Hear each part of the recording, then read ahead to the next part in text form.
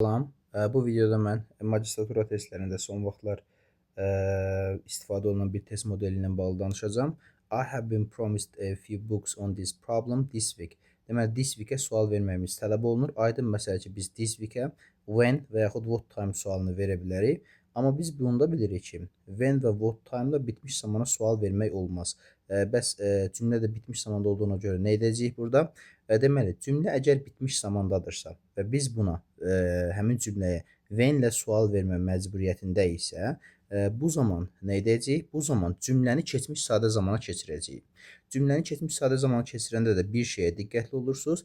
Əgər cümlə məlum növdədirsə, keçmiş sadə zamana məlum növünə keçəcək və bizim suallarımız dillə veriləcək. Əgər məchul növdədirsə, biz keçmiş sadə zamana məchul növündə sual verəcəyik və bizim sualımız was və were ilə veriləcək. İndi have promised olsaydı bu cümlə məlum növdə sayılacaqdı və biz did axtaracaqdıq cavablarda, did yoxdur.